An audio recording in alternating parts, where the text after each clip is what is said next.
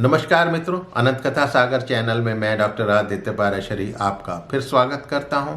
महाभारत कथाओं की श्रृंखला को आगे बढ़ाते हुए उद्योग पर्व की कथाएं चल रही हैं। जैसा कि पिछले एपिसोड में मैंने आपको बताया कि भगवान कृष्ण ने शांति की वार्ता करी और शांति की वार्ता सुनकर जो है दुर्योधन आग बबूला होकर सभा से उठकर चला गया। तब भगवान कृष्ण ने कहा और भीष्म पितामह ने भी कहा कि शायद समस्त क्षत्रियों के संहार का समय आ गया है। अब श्री कृष्ण की ये अंतिम चेतावनी सुनकर धृतराष्ट्र फिर घबरा गए। विदुर जी से बोले, अरे भाई तात जाओ, गांधारी देवी को शीघ्र बुलाकर यहाँ पे लेकर आओ। मैं उसी के साथ मिलकर इस दुर्बुद्धि दुर्योधन को समझाने की कोशिश करूँगा। यदि वो इस दुष्ट चित्त दुरात्मा को शांत कर सके, संभव है गांधारी उसे समझाकर उसे सन्मार्ग पे ला सके। राजा की बात सुनकर विदुर जी तुरंत गए और गांधारी देवी को आदर सहित बुला लाए। तब उससे धृतराष्ट्र बोले कि वो दुरात्मा पुत्र दुर्योधन गुरुजनों की आज्ञा का उल्लंघन कर रहा है। ऐश्वर्य के लोभ में राज्य और प्राण ये दोनों को गंवा देगा।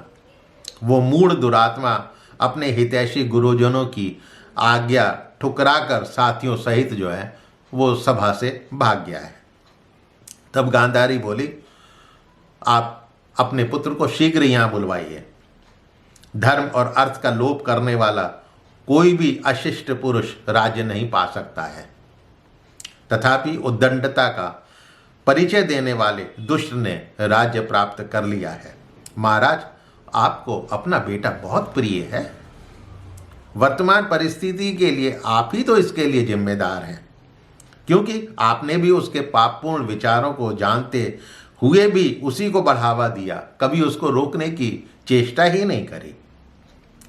काम क्रोध ने उसे वश में कर लिया है, अतः आज उसे बलपूर्वक पीछे लौटाना मुझे तो असंभव मालूम देता है। उस दुरात्मा पुत्र को अपना राज्य सौंप देने का फल आप स्वयं भोग रहे हैं। कोई भी राजा स्वजनों में फैली फूट की उपेक्षा कैसे कर सकता है? अब उससे अपने को अलग करने की कोशिश में, अरे वो तो मेरी बात ही नहीं मानता है। आप अपने शत्रुओं के द्वारा सबकी हंसी उड़वा रहे हैं। आदेश का पालन कर एक बार विदुर फिर दुर्योधन को जो है सभा में बुलाकर किसी तरह से ले आए। तब गांधारी दुर्योधन से बोली, बेटा मेरी बात सुनो। तुम्हारे पितामह भीष्म, आचार्य द्रोण, कृपाचार्य और विदुर तुमसे जो भी कुछ कह रहे हैं वो बात मान लो, इसी में तुम्हारा हित है। यदि तुम शांत हो जाओगे तो तुम्हारे द्वारा ये सब लोग भी जो है चिंता से मुक्त हो जाएंगे। दुर्योधन, कोई भी अपनी इच्छा से राज्य की प्राप्ति, रक्षा अथवा उपभोग नहीं कर सकता है। काम क्रोध मनुष्य को धन से बहुत दूर खींच कर ले जाते हैं।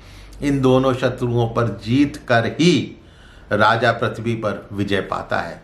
जिसकी अंतरात्मा दूषित है वो तो राज्य की रक्षा कर ही नहीं सकते।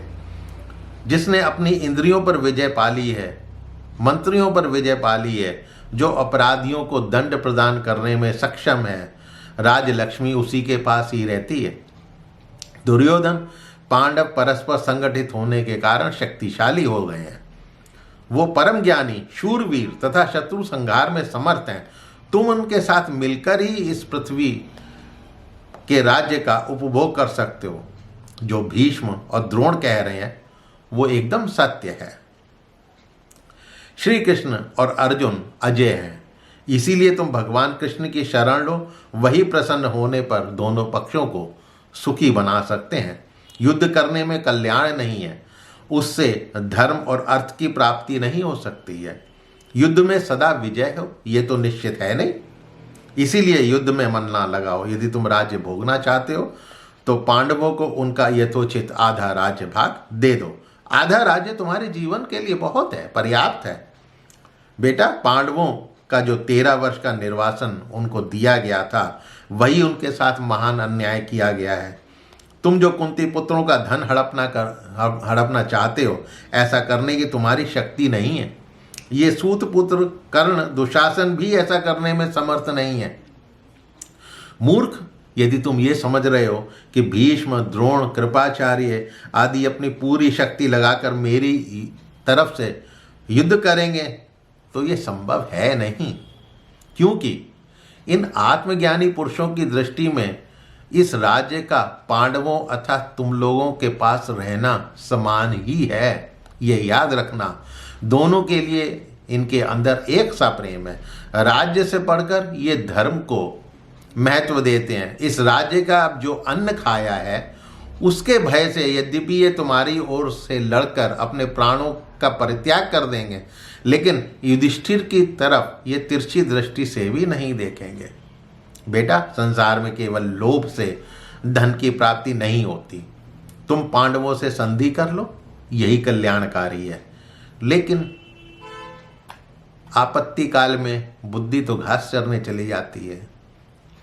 दुर्योधन को माता की बात पसंद नहीं आई और माता के कहे की अवहेलना करके फिर वो क्रोधपूर्वक उठकर वहाँ से कौरव सभा से भाग लिया। अब आगे क्या होता है अगले एपिसोड में। तो मित्रों, महाभारत की कथाएं आपको पसंद अवश्य आ रही होंगी।